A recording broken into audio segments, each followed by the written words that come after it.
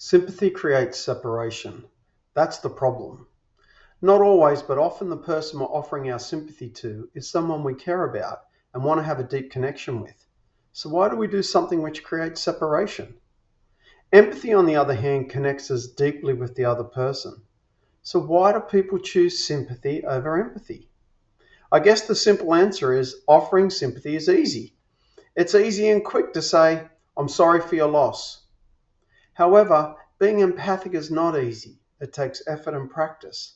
It means, as a friend of mine said, stepping out of the way and asking yourself, what does this event mean to this person? What is the likely impact? How are they feeling? Empathy is about the other. Sympathy is about you. I realize more and more each day that most people do not know the difference between sympathy and empathy. Brene Brown describes sympathy as a way to stay out of touch with our own emotions and make our connections transactional. Sympathy puts the person struggling in a place of judgment more than understanding. With sympathy, a person seeks to make sense of a situation or look at it from their own perspective.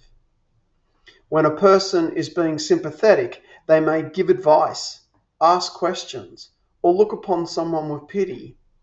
They often feel relieved that they're not the ones in the same situation, and they ignore triggers or difficult feelings that arise from the situation. Empathy is defined as the feeling that you understand and share another person's experiences and emotions, or simply the ability to share someone else's feelings. I guess where I differ from this definition is that I see empathy as being able to understand another person's emotions, but not necessarily sharing it.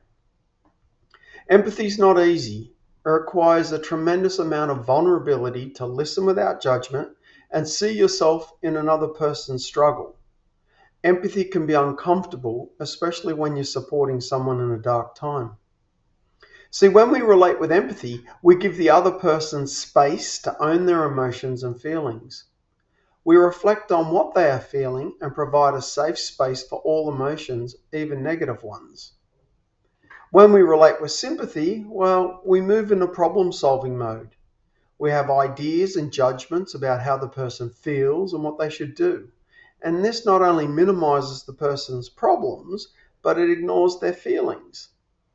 Sympathy comes from our ego. It's what we know we should do, and often it is telling others what to do or feel as well. Empathy instead comes from the heart. It's feeling another's pain and sharing a human experience. Everyone wants to be accepted and understood, and empathy fosters those feelings in the person sharing and the person listening. Another main difference between empathy and sympathy is that empathy is an appropriate emotion at any time. Showing empathy will bring you closer to others no matter what the circumstances. Where sympathy is only exhibited during tough times, being empathic is an attitude we can adopt at any time. Now, can there be a problem with empathy? I think the biggest potential problem with empathy is when someone over empathizes.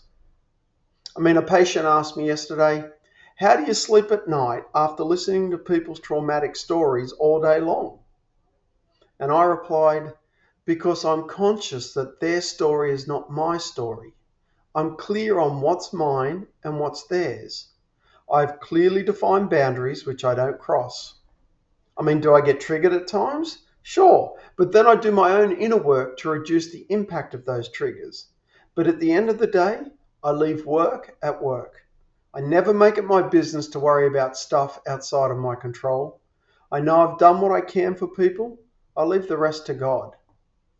Some people will over empathize though, and this will lead those people to feeling overwhelmed and burn out. We need to make sure we have our boundaries in place, be crystal clear about what our task is, and have a self-care regime in place as well. We're all longing for connection.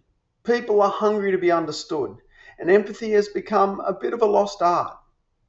Once you learn how powerful this skill can be, you'll be amazed at its effect in all your relationships. It's more than just slapping a band-aid on someone's hurt. Empathy is a superpower that we all have access to.